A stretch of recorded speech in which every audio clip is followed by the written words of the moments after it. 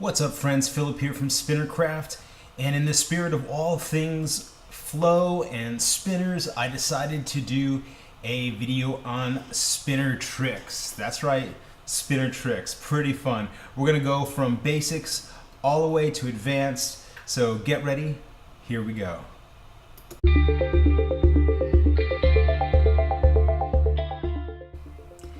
Okay guys, so one of the first things that we're going to want to learn is the basic finger balance. You can balance it on your thumb, you can balance it on your pointer finger, you can balance it on, really any finger, of course. It's just getting down the balance, and even you can see a little rotation here, kind of playing with it, getting familiar with having it move around on your fingers.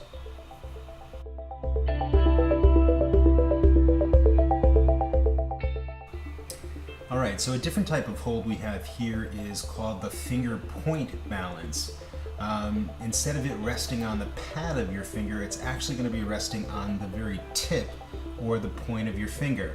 A lot of times people will spin their spinners on a pencil, so it's almost kind of like in that same regard as spinning it on a pencil, except it's on the very tip of your finger. So the tip of the finger, not the pad like normally, but rather the tip.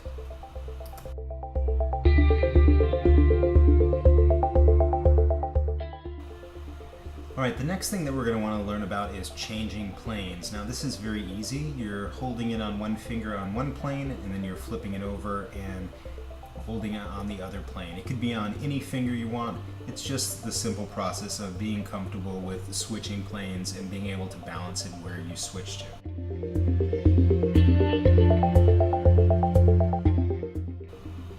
Okay guys, this one's pretty easy. Basically changing hands. You might have it rested in one position on one hand, and you can simply put your finger on it and switch it over, so now that it's resting on the other if you'd like.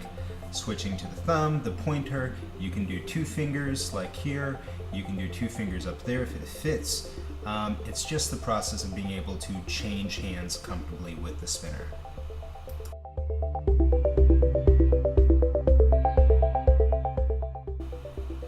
Alright guys, this one's pretty easy. We're just simply changing fingers. So it's having the spinner on one finger and then sneaking in another finger that you want to transfer it over to, and then just letting the other finger go away. Transferring it back and forth from one finger to the other finger, always having two fingers on the spinner.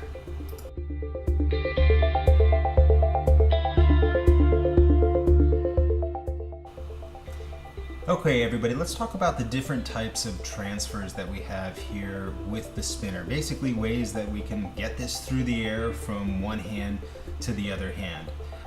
The first transfer that we have that we see most common is the flat finger. Basically resting the spinner on the flat finger, having it fly through the air and transferring it into another hand or even the same hand, being able to pop it through the air. Now the second is the pinch grip. You're basically just pinching the spinner.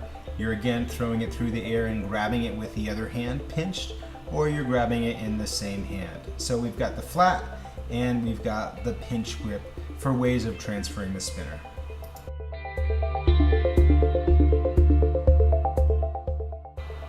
Okay, and here we see the pinch grip in action, just basically tossing it back and forth with a nice pinch on the spinner.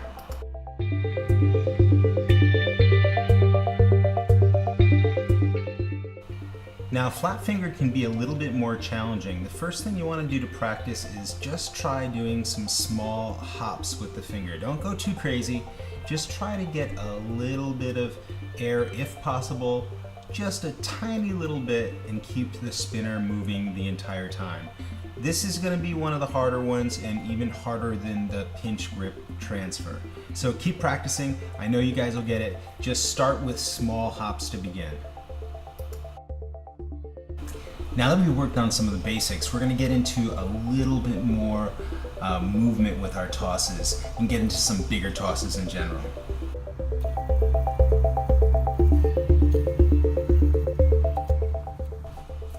Alright guys, now as you can see, the spinner is vertical.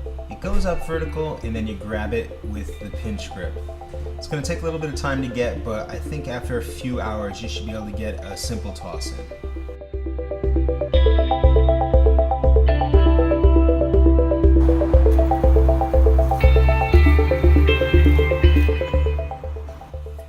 basically this is just an expansion of the previous one. You're doing the underarm toss and then you're also adding a little bit of a drop in after. So you can create a combo with any two moves you want. This is just the first two that kind of go together, and that's a natural progression for learning the next step of the toss. And so when you've practiced at this for quite a while and you really want to up your game and challenge yourself, then I'm going to go ahead and challenge you to go for the Spinner Craft Special. This is the ultimate, of course, behind the back move.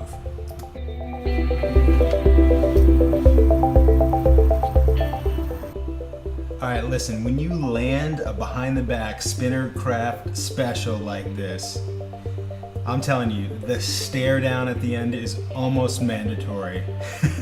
This trick is really hard to do. I mean, you could probably practice a week and not catch it once.